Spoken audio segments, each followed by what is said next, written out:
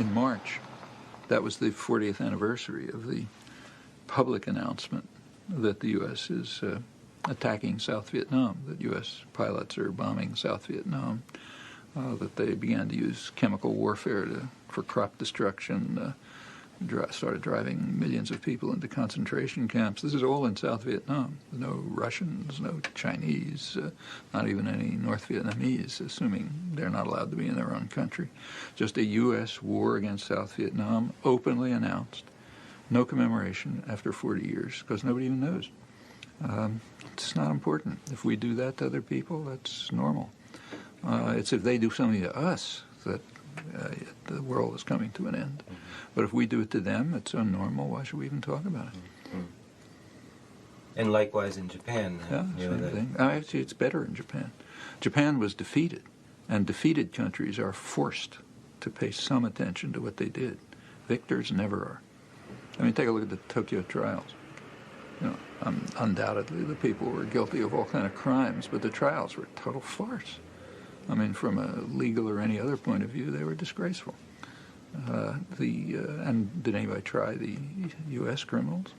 In fact, it's kind of interesting the way Nuremberg, the way the principles were constructed.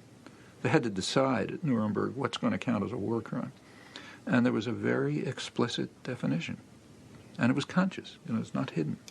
A crime is a war crime if the Germans committed it and we didn't.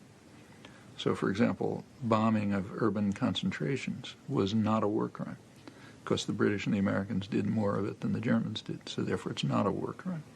And German submarine commanders were able to bring testimony in defense by American submarine commanders who said, yeah, we did the same thing, and they were therefore free because it wasn't a crime. So if they do it, and it gets even worse than this.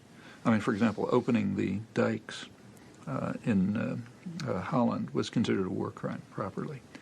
But in North Korea, a few years later, after the U.S. Air Force had wiped out the whole country, there was nothing left to bomb, they started bombing the dams. That's a huge war crime. It's much worse than bombing the dikes.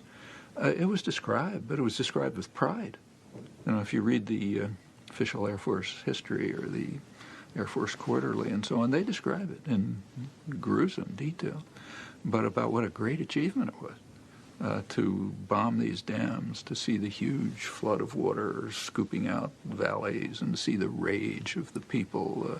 So they're Asians who depend on rice. And, here we're really getting them where it hurts. And, it's just like racist fanaticism, but praised.